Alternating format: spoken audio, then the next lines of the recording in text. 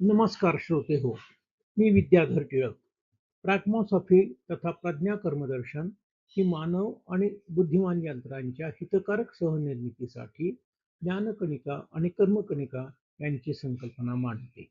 या ज्ञानकणिकांना आणि कर्मकणिकांना प्रत्यक्ष जगात साकार करण्यासाठी सिस्टम्स थिअरी म्हणजेच संघातशास्त्र हे एक प्रभावी साधन आहे.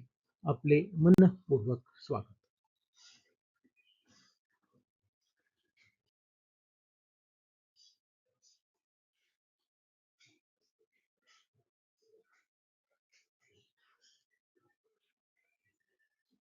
यदेकं प्रतिशतं शाश्वतम् अस्ति. 18 प्रश्नांचा प्रवास.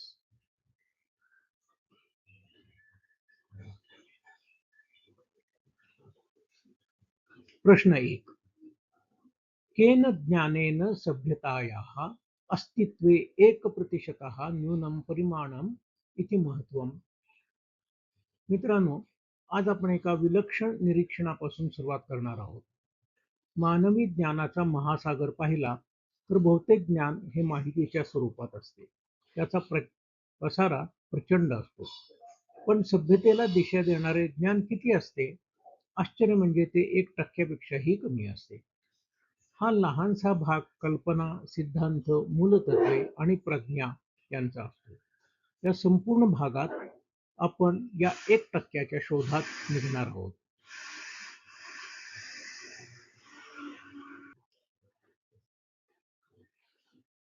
प्रश्न 2. चत्वारो वेदाः केन ज्ञानं प्रकाशयन्ति. 4 वेद केवळ धार्मिक ग्रंथ नाहीत. ते मानवी अस्तित्वासमोरील काही मूलभूत प्रश्न विचारतात.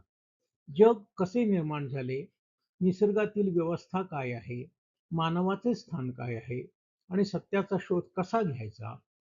म्हणूनच वेदांमध्ये केवळ माहिती नाही तर दीर्घकाळ टिकणारे तत्वज्ञान आहे.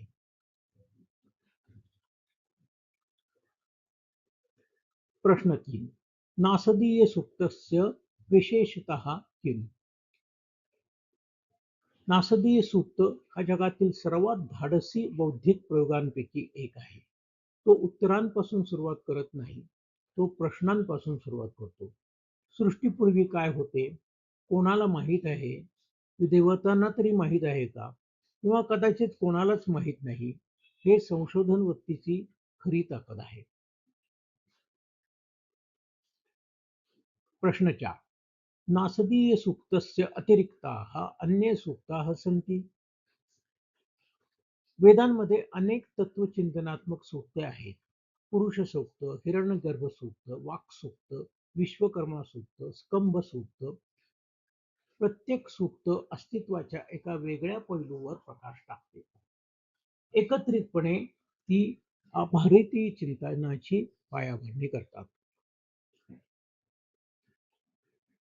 प्रश्न 5. वेदेषु दार्शनिक सूक्तानां प्रतिशतं कियत्. संपूर्ण वेद साहित्यातील तत्वचिंतनात्मक भाग अत्यंत लहान आहे. तो 1%पेक्षाही कमी असू शकतो. परंतु याच भागाने हजारो वर्ष भारतीय विचारविश्वाला दिशा दिली. यातून एक महत्वाचा नियम दिसतो. प्रभाव आणि परिमाण यांचे प्रमाण नेहमी समान नसते. प्रश्न 6. अल्पपरिमाणस्य अपि प्रभावः अस्ति विशालः कथम. एका छोट्या बियाणातून संपूर्ण वृक्ष निर्माण होतो, त्यातच तो दडलेला असतो. तसेच एका मूलभूत कल्पनेत अनेक शतकांचे विचार दडलेले असतात. शून्य, लोकशाही, गुरुत्वाकर्षण, उत्क्रांती या कल्पना आकाराने लहान पण प्रभावाने प्रचंड आहेत. म्हणूनच कमी परिमाण म्हणजे कमी मूल्य असे होत नाही. प्रश्न 7. आधुनिक ज्ञानस्य परीक्षां किं भवति. आज आपण माहितीच्या स्फोटाच्या युगात जगत आहोत. प्रत्येक दिवस नव्या बातम्या, नव्या नोंदी निर्माण करतो. ज्ञानाचे प्रमाण वाढत आहे. परंतु त्याच प्रमाणात टिकणारे ज्ञान वाढते आहे का, हा प्रश्न विचारणे आवश्यक आहे. प्रश्न 8. आधुनिक ज्ञानाने कस्य आधारः भवति? आधुनिक विज्ञान, तंत्रज्ञान आणि समाजरचना काही मूलभूत तत्वांवर उभी आहे. गणित, तर्कशास्त्र, निरीक्षण, प्रयोग, कारण-परिणाम संबंध ही तत्त्वे प्रमाणात लहान असली तरी संपूर्ण आधुनिक सभ्यतेचा पाया आहेत. प्रश्न 9. सर्व ज्ञानप्रकाशः सम्यक् समवेता भवन्ति. सर्व ज्ञान समान प्रकारे टिकत नाही. काही ज्ञान दिवसांमध्ये कालबाह्य होते, काही दशकांपर्यंत टिकते, तर काही ज्ञान हजारो वर्षे टिकते. म्हणूनच ज्ञानाचे 3 स्तर समजून घेणे आवश्यक आहे: संदर्भात्मक, प्रक्रियात्मक आणि संकल्पनात्मक. प्रश्न 10. संकल्पनात्मकं ज्ञानं किमर्थं शाश्वतमस्ति? संकल्पनात्मक ज्ञान अमूर्त असते. ते विशिष्ट काळ, स्थान आणि परिस्थितीवर अवलंबून नसते. पायथागोरसचा सिद्धांत, न्यूटनचे नियम, कारण परिणामाचा सिद्धांत सर्व काळाच्या पलीकडे टिकतात. म्हणूनच ते दीर्घजीवी असतात. प्रश्न 11. प्रक्रियात्मकं ज्ञानं किमर्थं शाश्वतमस्ति? प्रक्रियात्मक ज्ञान म्हणजेच कसे करायचे असे ज्ञान. शिक्षण, अभ्यास, पुनरावृत्ती, प्रशिक्षण यामुळे हे ज्ञान पिढ्यानपिढ्या हस्तांतरित होऊ शकते. म्हणून त्याने आयुष्य मध्यम असते. प्रश्न 12. संदर्भात्मकं ज्ञानं शीघ्रं किमर्थं क्षीयते? आजची बातमी उद्या जुनी होते. आजचा बाजारभाव उद्या बदलतो. आजचा नियम उद्या सुधारला जातो. संदर्भ बदलला की हे ज्ञानही बदलते. म्हणून त्याचे आयुष्य सर्वात कमी असते.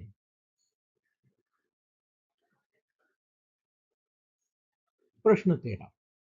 परिमाणं ज्ञानदीर्घजीवितया कथं संबध्यते? सर्वसाधारणपणे ज्ञानाचे प्रमाण वाढते तसा त्याचा कालावधी कमी होतो आणि जितके ज्ञान अधिक अमूर्त असते तितके ते दीर्घकाळ टिकते. हीच या आकृतीची मध्यवर्ती कल्पना आहे. प्रश्न 14. आयुष्यवान ज्ञानं निर्मातुं किं कर्तुं शक्यते? जर आपण मूलतत्वांवर लक्ष केंद्रित केले तर दीर्घकाळ टिकणारे ज्ञान निर्माण करता येते. क्षणिक माहितीपेक्षा सिद्धांत आणि तत्वांना महत्त्व दिले पाहिजे. प्रश्न 15. प्रज्ञाया पदं किम? प्रज्ञा म्हणजे केवळ माहिती नाही, केवळ कौशल्यही नाही. प्रज्ञा म्हणजे योग्य तत्व, योग्य प्रक्रिया आणि योग्य संदर्भ यांचा समन्वय. प्रज्ञा ज्ञानाला अर्थ देते. प्रश्न 16. 1% कथं चिनु? कुठले ज्ञान टिकेल हे कसे ओळखायचे? 3 प्रश्न विचारा. ते सार्वत्रिक आहे का?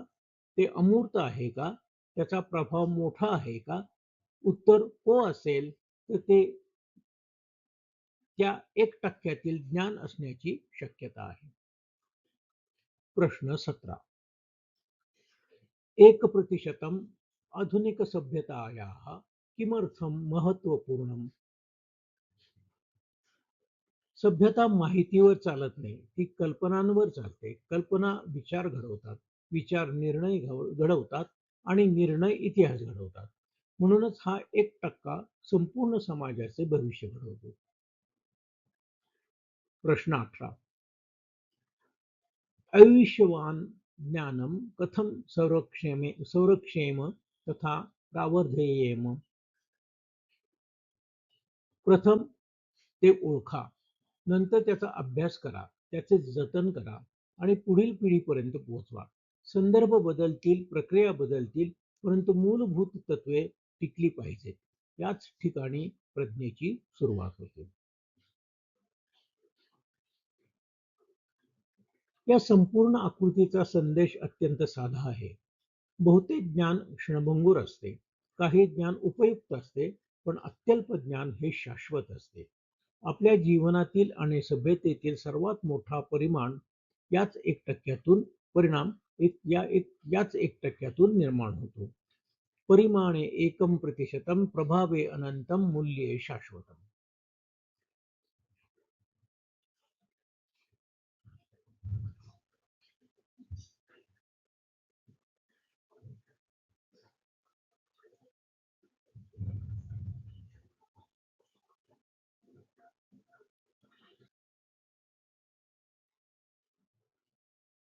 आता आपण या भागाचा समारोप करीत आहोत. जर या विचाराने तुमची जिज्ञासा जागृत केली असेल, तर माझ्या संकेतस्थळावरील सविस्तर निबंध या विषयाचे अधिक सखोल आणि परस्पर संबंधित आकलन करून देईल. प्रॅग्मासॉफी म्हणजे प्रज्ञायज्ञ. कृतिक्षम ज्ञान आणि संघात विद्या यांच्या अधिक अभ्यासात तुम्हाला रस असेल, तर कृपया माझ्या YouTube वाहिनीवरील सदस्यता घ्या आणि माझ्या संकेतस्थळाला अवश्य भेट द्या. धन्यवाद. पुन्हा भेटूया. नमस्कार.